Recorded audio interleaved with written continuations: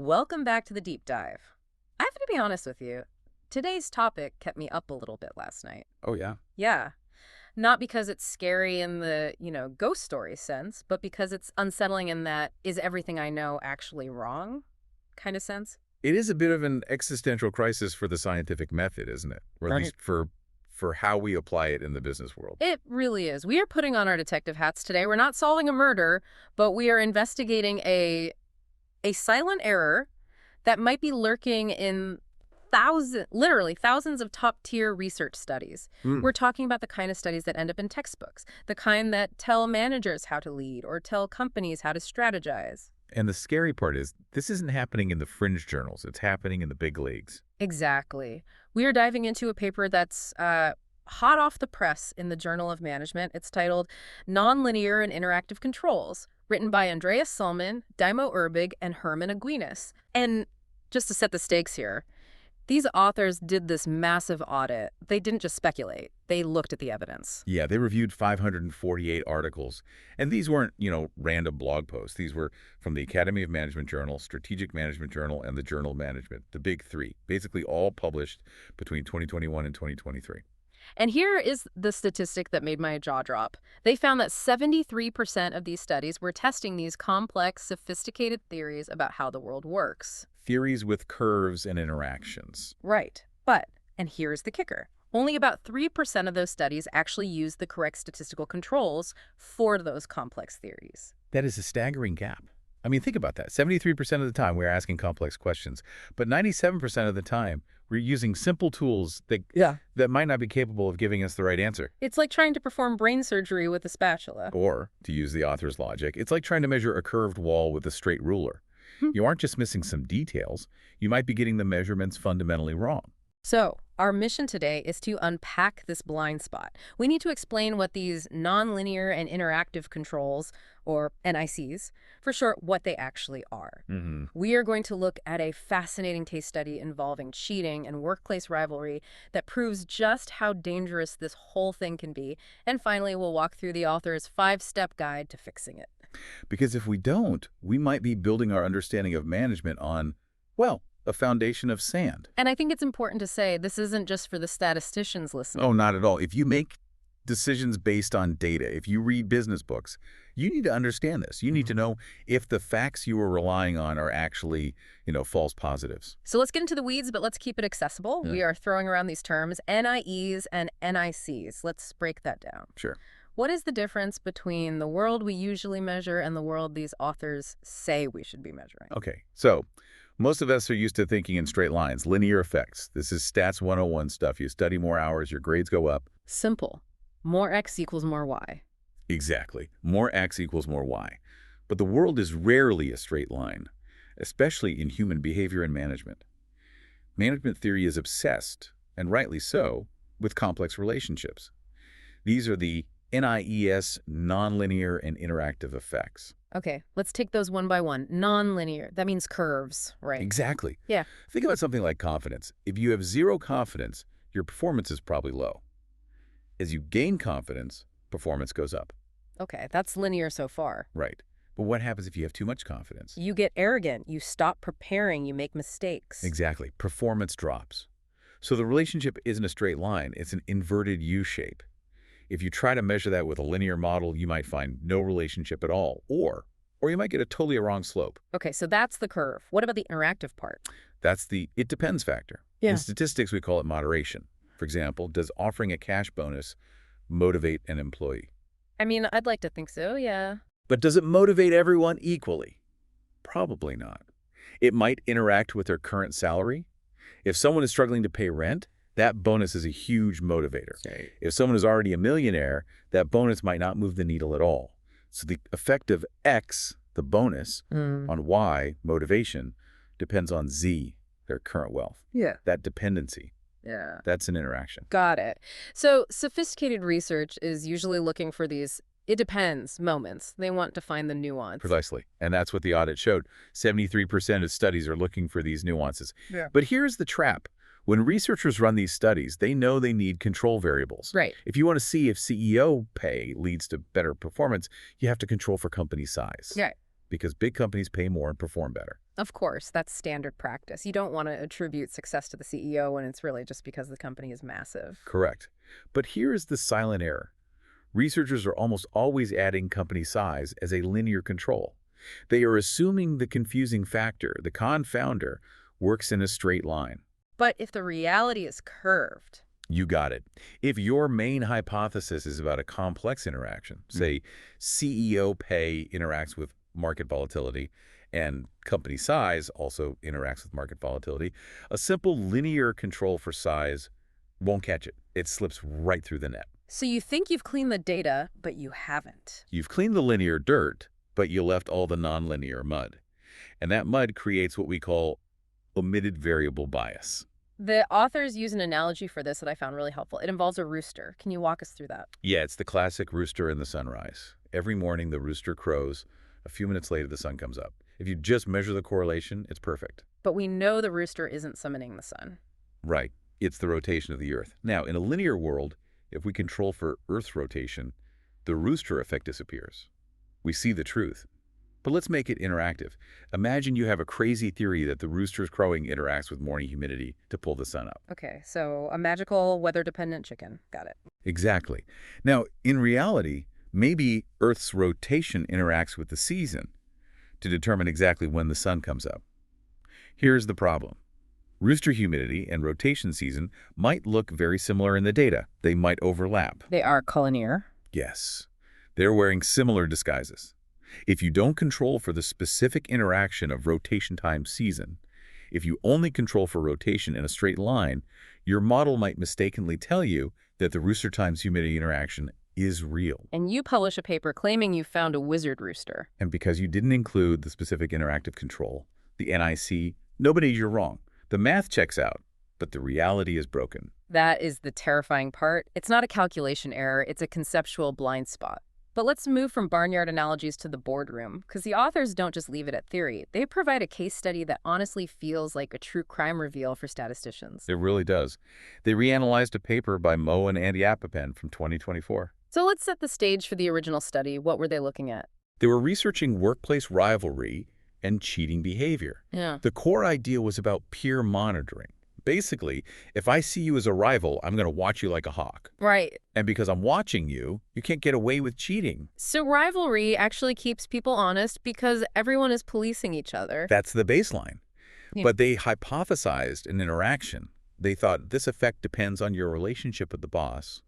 We call LMX, or leader-member exchange. Okay, LMX. Fancy term for, are you tight with the manager? Pretty much, yeah. Their theory was rivalry reduces cheating, but the strength of that effect changes based on that relationship. In their American sample, the data supported it. It looked like having a high-quality relationship with the boss significantly moderated the rivalry effect. So hypothesis supported. That's right. Champagne corks pop, paper gets published. Enter our authors, Salmon, Urbig, and Aguinis. They look at this data and they spot a suspect.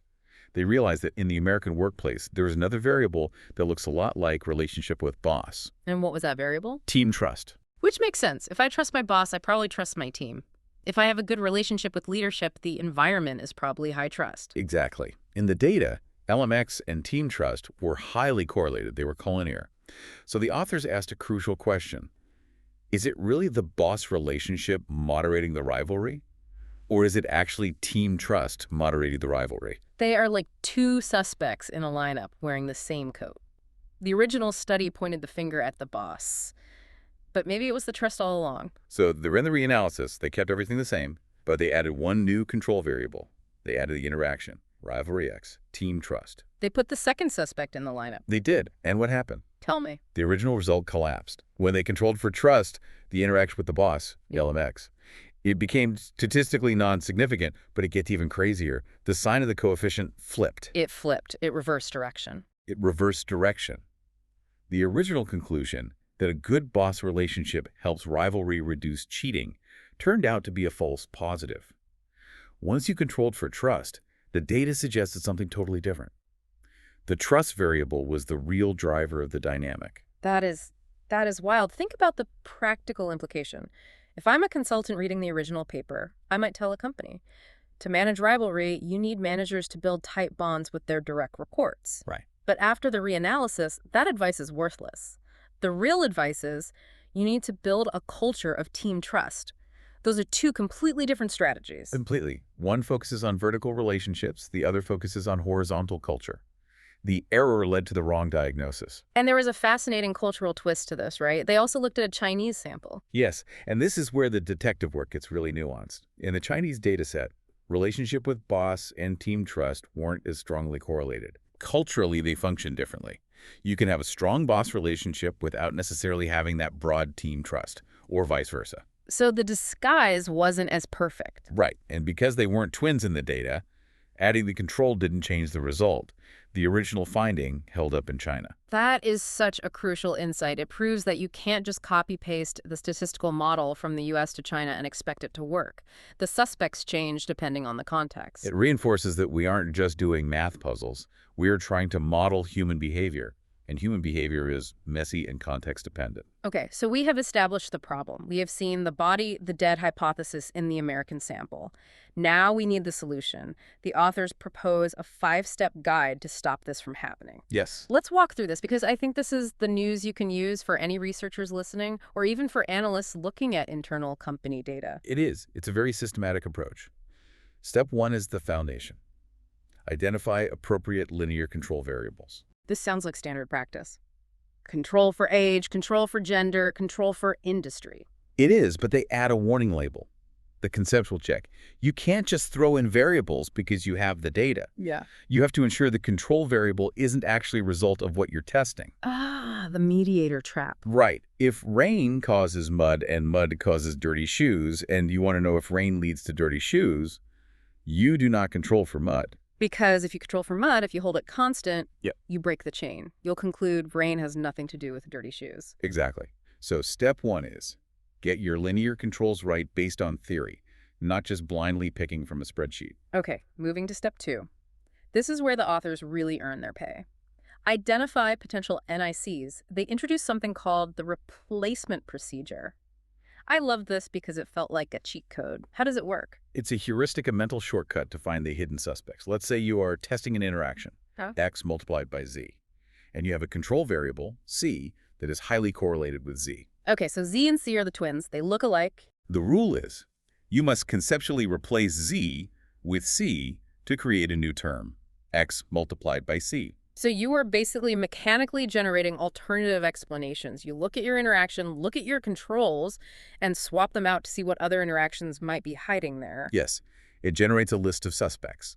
Instead of guessing what might be confounding your study, you mathematically derive the most likely alternative explanations. You're just saying, if Z is wearing a mask, maybe it's actually C underneath. Let's test X times C. But this leads to a practical problem. If I have a complex study with, say, 10 control variables, and I do this swapping trick, I could end up with dozens of new interaction terms. I can't just throw 50 new variables into my regression, right? The model would explode. Well, that would be a mess. You'd lose all your statistical power. Yeah. Which leads us to step 3. Identify critical NICs. This is where the scientist comes back in. You have to stop doing math and start doing theory again. You have to translate the math back into English. Exactly. You have to look at that new term you created, X times C, and ask, does this make sense as a hypothesis? Like in the case study, they had to ask, does it make theoretical sense that team trust moderates rivalry? And the answer was yes. It's a plausible alternative explanation. It tells a coherent story.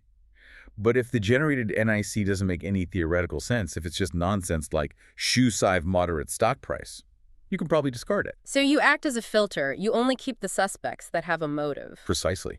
You prioritize the ones that represent a genuine theoretical threat to your hypothesis. That brings us to step 4. Prevent over-control and achieve parsimony. Because I imagine researchers are terrified of the kitchen sink approach. They are, and the authors recommend a surgical approach. You don't need one giant supermodel with every possible control. If you have 3 different hypotheses, test them in 3 separate models. Tailor the controls, the NICs, to the specific interaction you are analyzing in that moment. Keep it focused. And finally, step 5. Address omitted critical NICs. What happens if I go through this process, I identify a critical suspect, say trust, but I realize I didn't measure trust in my survey. I literally don't have the data. Then you have to confess. The truth comes out. You have to use proxies if you can, but mostly you need to be transparent in the limitations section. You write, hey, theory suggests that the interaction of X times C could be an alternative explanation. We didn't measure C, So interpret our findings with caution. It's better to be honest about a possible hole in the boat than to pretend the boat is unsinkable. Exactly. Science is about the accumulation of knowledge.